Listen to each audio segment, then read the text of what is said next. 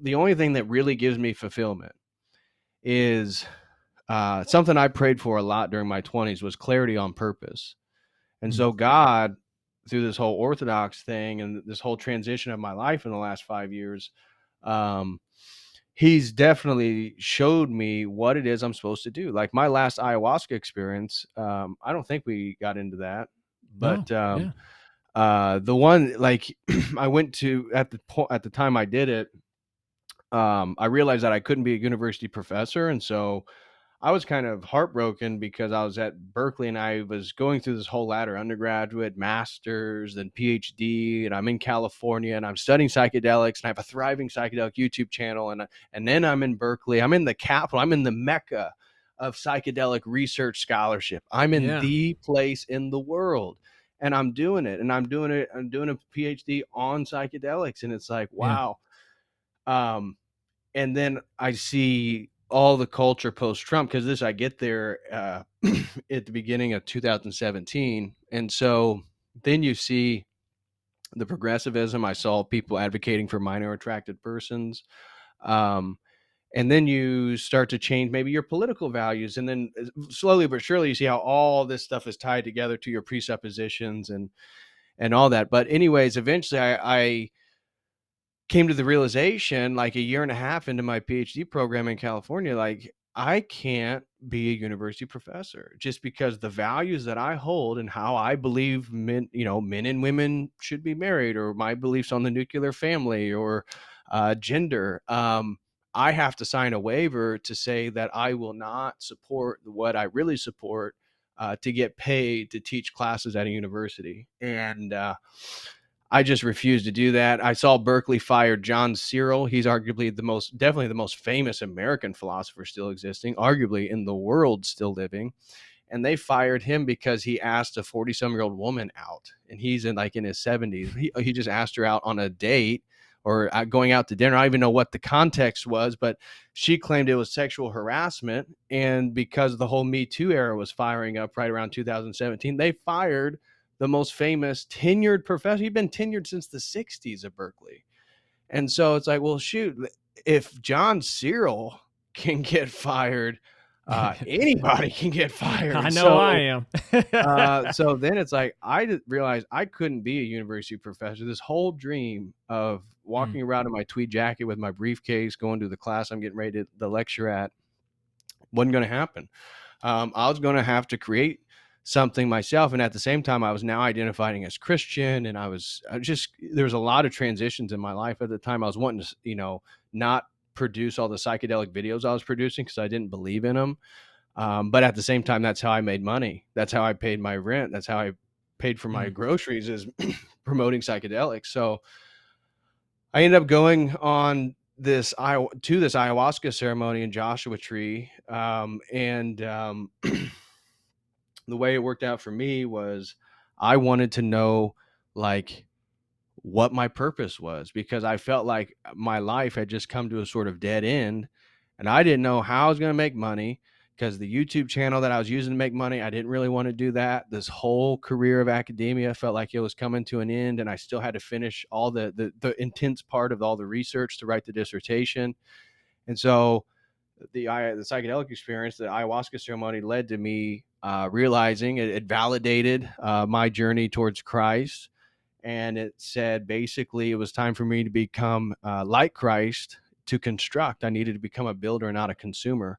And that even my old YouTube channel, I was repackaging Terrence McKenna audios, Robert Anton Wilson, Alan Watts, and adding graphics to them, adding very appealing aesthetics to them for people to watch it. So you weren't just listening like most of the YouTube videos, you were actually watching my videos, because there was everything that they're saying. I was going and finding visuals and things to put to it. So um, even that was a kind of consumption because it wasn't my ideas. I was just using my, at the time, skill sets to edit some videos to Yeah. repackage things for other people. And so that was in July of 2019. And so then in September of 2019, I went full time with Church of the Eternal Logos and lived off the money I had saved up.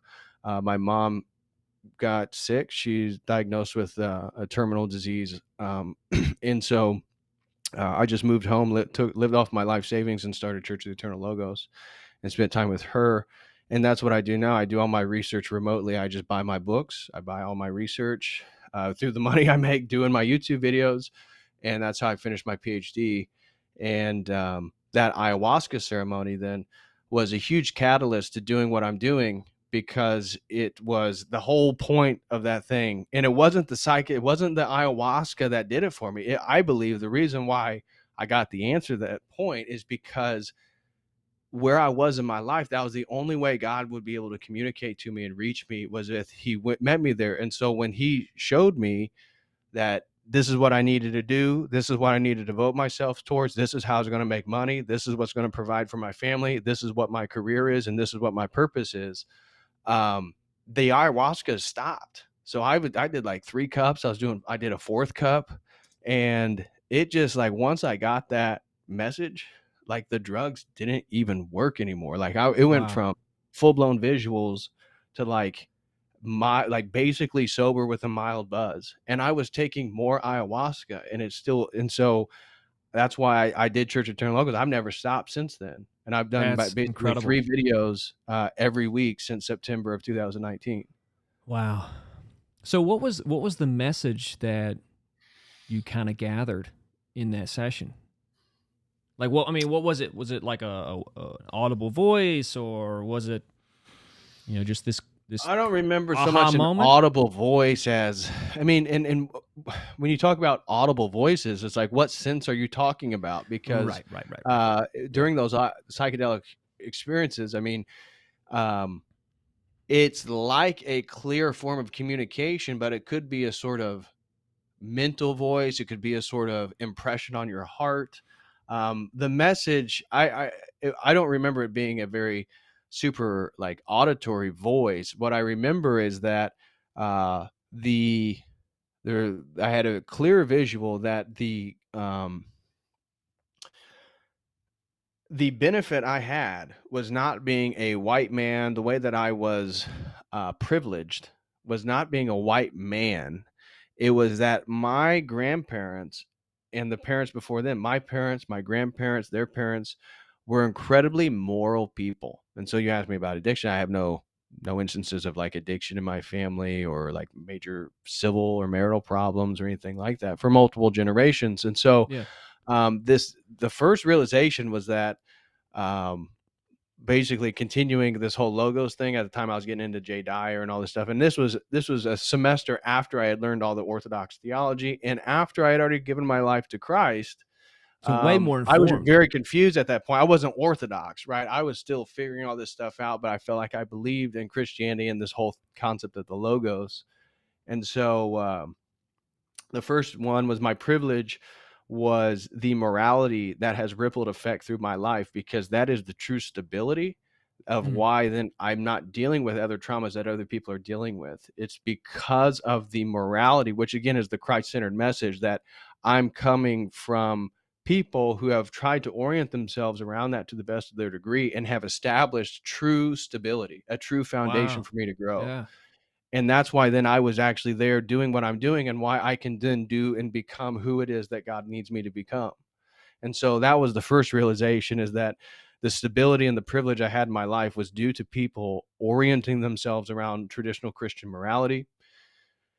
And then that it was time for me to transition my life. That I was 29, I was getting ready to be 30 in September of 2019. So I just turned 33. So I was moving from 29 to 30, and I had just ended with my girlfriend at that time. Just there was a lot of moving pieces, and so the message was, well, and was it was time for me to transition from being a sort of boy exploring the world to a man that has a purpose, that has a thing that I have to work at every single day. Mm. And I have to do something every single day. And that it showed me that the PhD, it's not, yeah, I'm not going to be walking around on college campus like I envisioned this goal that I was working towards. No, I'm going to have to build something on the internet. But all those books, all those experiences, everything I've learned is going to be essential for what it is God needs me to do. And that's what I've been doing for the last 3 years. And so, um, it was just this emphatic experience that I needed to transition my life, and I needed to become more Christ-like.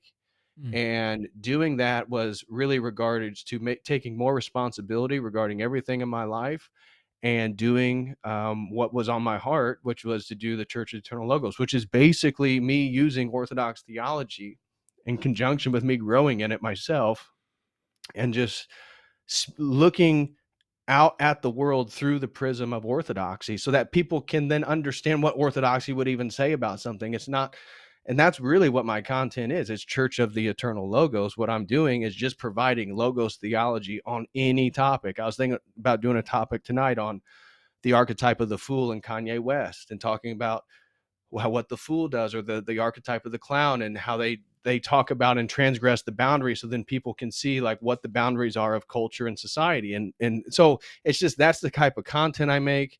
God puts it on my heart what I need to make. I don't even know, like, sometimes what streams I'm going to make. I'll just sit down and prepared to work on something, and let him tell me what it is. And I hope it's him. I pray, I give everything to him to do. So that's That's basically fascinating, man. been my journey since that ayahuasca experience. And that's why then, getting back to the psychedelics, is like the purpose thing. Um, I know for a fact I'm doing exactly what I need to do. And so nothing then really makes me feel as whole as working out, reading my books, writing, or making streams, because that's the only thing that's going to get me from point A to point B. That's the only way I'm going to provide for my wife. That's the only way I'm going to build something for my children.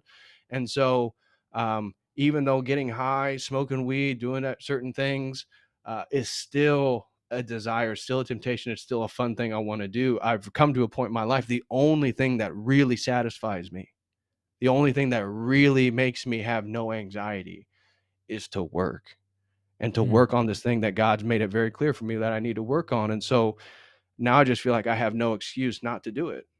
And That's so I amazing, don't, man. I do it. That's awesome.